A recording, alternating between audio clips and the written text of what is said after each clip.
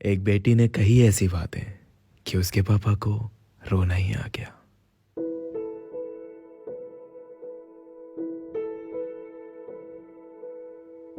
पापा, क्या मैं इस काबिल भी नहीं जो मुझसे एटलीस्ट एक बार ये पूछ लिया जाए कि मैं आपके इस फैसले से खुश हूं या नहीं?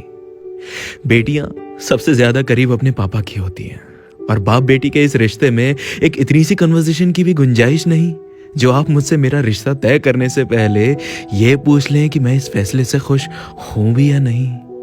माँ बाप बेशक ये नहीं चाहते कि उनके बच्चों के साथ कुछ भी गलत हो, पर उनकी खुशियां मैटर नहीं करती क्या? क्यों उनकी खुशियों को प्रायोरिटी नहीं दी जा सकती? क्यों बच्चों की खुशियों को हमेशा साइड में रख के और चीजों के बारे में सोचा जाता है? क्यों उन्हें बस एक बोझ समझा जाता है? बेटियों को क्यों बचपन से इतना पराया फील कराया जाता है? क्योंकि उन्हें घर छोड़ के जाना है एक दिन।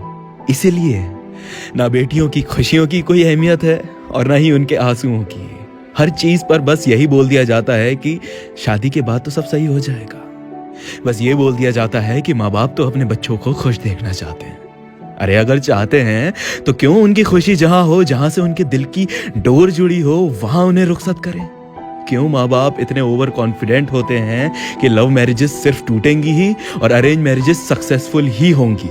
क्या अरेंज मैरिजेस नहीं टूटती हैं? समाज के 4 सवालों से डर डर के अपने बच्चों की खुशियों को सूली पर चढ़ा देते हैं। बस मानती हूं दुनिया ज्यादा देखी है आपने हमसे, लेकिन गारंटी किसी चीज की नहीं होती इस दुनिया में, किसी रिश्ते की नहीं होती। समझ नहीं आता किस तरह की मेंटेलिटी है लोगों की। एक अनजान इंसान के साथ शादी करके पहली ही रात सुहागरात मनाना मंजूर है, लेकिन किसी ऐसे इंसान से शादी करवाना तक मंजूर नहीं जिससे दिल जुड़ा है, जिसे बरसों से जानते हैं, जिसके बिना रह नहीं सकते। अरे आपकी बच्ची जहां खुश है, आप वहां क्यों नहीं उसे खुश रहने दे सकते? क्यों आपको लगता है कि आपकी भेजी हुई जगह पर ही वो खुश रहेगी? आपकी मर्जी से शादी करी और आज ये हाल है कि मेरे और उनके बीच ना कोई अंडरस्टैंडिंग है। आए दिन पिटती हूँ, गालियां खाती हूँ, वो अलग। अब बताइए मुझे, क्या मैं आपको ब्लेम करूं इस सब के लिए? हाँ, करूं मैं ब्लेम? ब्लेम भी नहीं कर सकती। जिन खुशियों की गारंटी दी थी आपने, वो मुझे आज तक नहीं मिली, क्योंकि जिसके साथ खुश थी उससे तो दूर कर दिया, मुझे अलग कर दिया।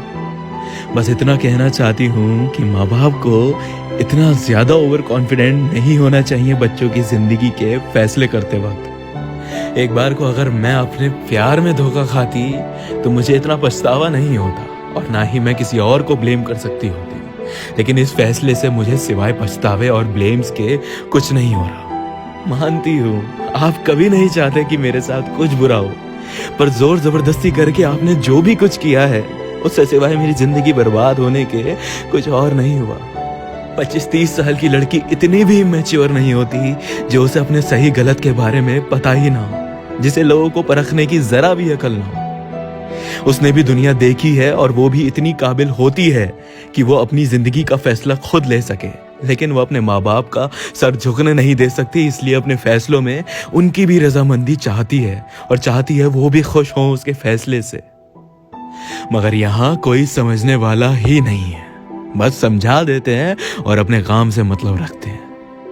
जब रोते रोते उसने अपने पापा से फोन पर ये बातें कही तो उनका दिल भारी हो गया और उनका रोना छूट गया। उन्हें तब शायद ये एहसास हुआ कि वो कितने जिम्मेदार हैं अपनी बच्ची के दुखों के, कितने गलत थे जो उन्होंने अपनी खुशी और समाज के बारे में सोचा, जबकि सिर्फ और सिर्फ अपनी बेटी की खुशियां और रजामंदी जरूरी थी। माँ बाप को बेशक पूरा हक होता है अपने बच्चों की जिंदगी के फैसले करने का, लेकिन बच्चों को भी हक होता है कि उनकी जिंदगी के फैसले लेते वक्त उनसे बात की जाए, उनसे पूछा जाए वो खुश हैं या नहीं, और एक बार उस शख्स से भी शांत दिमाग से मिले जिससे उनके बच्चे शादी करने का फैसला कर चुके हैं। क्योंकि कमिटमेंट्स की भी वैल्यू होती है, खुशियों की भी वैल्यू होती है और फीलिंग्स की भी वैल्यू होती है।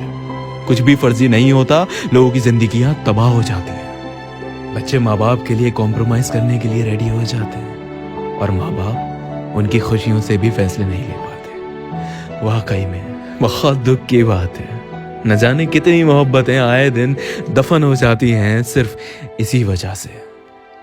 पता नहीं ये बात वो समझ पाएंगे या नहीं, लेकिन हमने बहुत अच्छे से समझ ली है कि हम कभी ऐसे माँ बाप नहीं बनेंगे जो अपने बच्चों की फीलिंग्स की वैल्यू ना करें। हम अपनी समझदारी के साथ साथ उनके जज्बातों की भी कद्र करेंगे, ताकि उनके और हमारे बीच दूरियां ना आए।